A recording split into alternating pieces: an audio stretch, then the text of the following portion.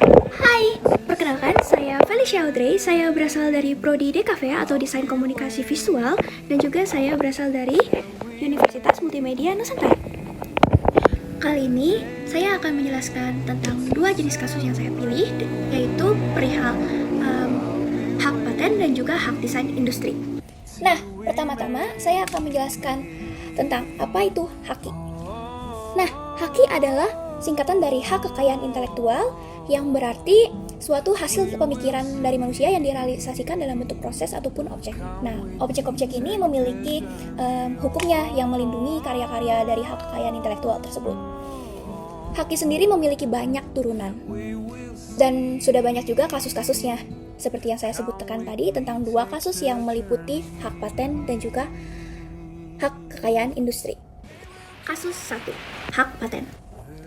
Hak paten sendiri adalah hak eksklusif yang diberikan oleh negara kepada inventor atas hasil invensinya di bidang teknologi, yang untuk selama waktu tertentu melaksanakan sendiri invensinya tersebut kepada pihak lain untuk melakukannya.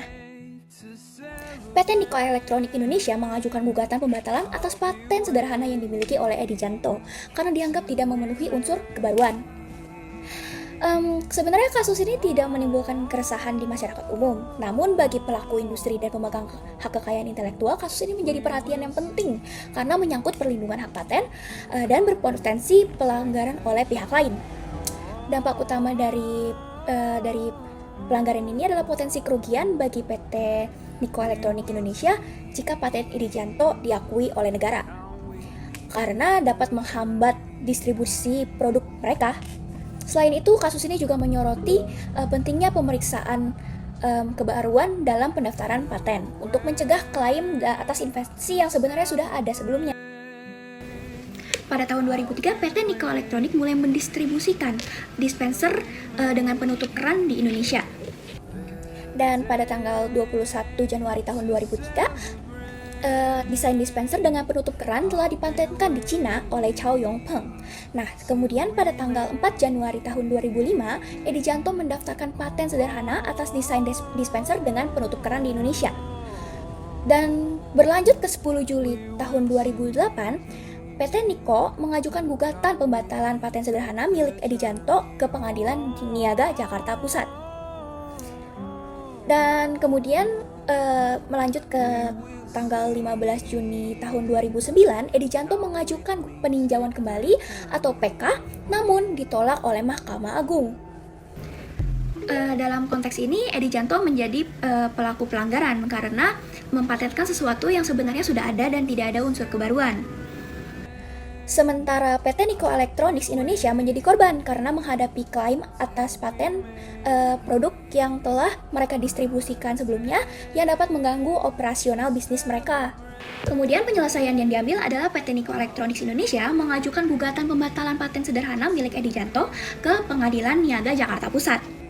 Gugatan ini juga berlanjut hingga tingkat kasasi dan peninjauan kembali di Mahkamah Agung, yang semuanya memutuskan untuk menolak klaim Edi Janto dan membatalkan patennya. Tuntutan ini menggunakan hukum perdata, khususnya berdasarkan Undang-Undang Nomor 14 Tahun 2001 tentang paten yang berlaku saat itu. Pasal-pasal yang relevan meliputi Pasal 2 tentang paten diberikan untuk invensi yang baru, mengandung langkah inventif dan juga dapat diterapkan dalam industri. Pasal 3, invensi dianggap baru jika pada tanggal penerimaan, invensi tersebut tidak sama dengan teknologi yang telah diumumkan sebelumnya. Kemudian pasal 4, paten tidak diberikan jika invensi tersebut telah diumumkan atau digunakan dimanapun sebelum tanggal penerimaan. Pada akhirnya, Ditjen Kekayaan Intelektual menghapus pendaftaran paten milik Edi Janto karena tidak memenuhi unsur kebaruan. Kasus hak desain industri. Desain industri adalah suatu kreasi yang meliputi bentuk, konfigurasi, warna dan garis atau warna garis ataupun gabungan keduanya yang membentuk satuan 3 dimensi ataupun 2 dimensi. Kasus ini melibatkan gugatan dari Agus Susanto, pengusaha Indonesia produsen permen Lolibol bermerek Yoko, terhadap perusahaan Italia Perfetti Van Melle S.p.A. produsen permen Alpenliebe Lollipop. Gugatan ini diajukan ke Pengadilan Niaga Jakarta Pusat pada Juli tahun 2009 dengan nomor perkara 42 Desain Industri tahun 2009 PN Niaga JKT PST ya Jakarta Pusat. Agus sendiri menuduh Perfetti Van Melle meniru desain permen Lolibol miliknya, khususnya pada bentuk dan konfigurasi permen, sehingga dapat mengecoh konsumen mengenal asal-usul dari produk. Desain industri Alpenliebe Lollipop telah terdaftar dengan serikat nomor ID 004058 sejak 8 Januari tahun 2003. Sedangkan Agus mengklaim bahwa ia telah memproduksi Lolibol sejak tahun 1999 dan memiliki sertifikat merek nomor 46092 sejak tahun 2001.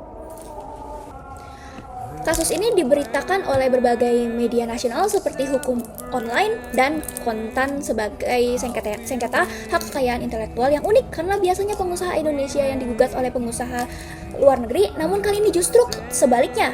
Berita menyoroti adanya klaim kesamaan desain yang bisa membingungkan masyarakat serta proses gugatan hukum yang berlangsung di Pengadilan Niaga. Meskipun kasus ini tidak mencuat secara luas di publik, namun memiliki implikasi yang signifikan dalam konteks perlindungan hak kekayaan intelektual ataupun HAKI di Indonesia. Sengketa ini menyoroti urgensi pendaftaran desain industri untuk melindungi hak eksklusif atas produk-produk tertentu, serta potensi konflik antara pelaku usaha lokal dan asing dalam sektor makanan dan minuman. Pemberitaan ini mengindikasikan bahwa kesamaan desain dapat menyesatkan konsumen terkait asal-usul dari produk tersebut, yang berpotensi dapat merugikan produsen lokal tentunya dan menciptakan ketidakpastian di pasaran.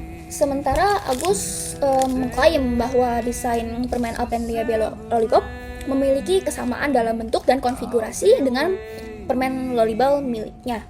Ia berpendapat bahwa desain tersebut tidak memiliki kebaruan karena konfigurasi yang serupa sudah beredar luas sebelum pendaftaran oleh Perfetti Van Melle. Oleh karena itu, Agus menilai bahwa pendaftaran desain industri oleh Perfetti Van Melle bertentangan dengan pasal 4 UU Undang-Undang Nomor 31 Tahun 2001 tentang desain industri. Kasus pelanggaran desain industri permen antara Agus Susanto, produsen lokal permen Lolibol, dengan Perfetti. Selain itu, Agus juga mengklaim telah memiliki sertifikat merek sejak tahun 2001. Dampak dari pelanggaran ini bagi Agus Susanto adalah keberadaan desain permen Alpenliebe yang mirip dengan produknya dan dapat menimbulkan kebingungan di masyarakat atau konsumen yang akan membeli produknya. Sedangkan bagi Perfetti, gugatan ini dapat mempengaruhi reputasi dan hak eksklusif mereka atas desain industri yang telah didaftarkan secara resmi. Dalam kasus ini, perusahaan Alpenliebe Lollipop adalah pelaku dan juga dituduh mendaftarkan desain industri yang sudah beredar luas dan tidak memiliki kebaruan. Sedangkan korbannya di sini adalah Agus Susanto atau produsen permen Lolibol atau Yoko yang merasa dirugikan atas desain industri yang diduga ditiru dan didaftarkan oleh pihak lain atau pihak dari Alpenliebe Lollipop. Pada hal ini, Agus Susanto mengajukan gugatan pembatalan desain industri Alpenliebe Lollipop ke Pengadilan Niaga Jakarta Pusat. Gugatan ini didasari pada pasal 4 UU Nomor 31 Tahun 2001 tentang desain industri, yang menyatakan bahwa desain industri harus memiliki kebaruan dan tidak boleh meniru dari desain yang sudah ada.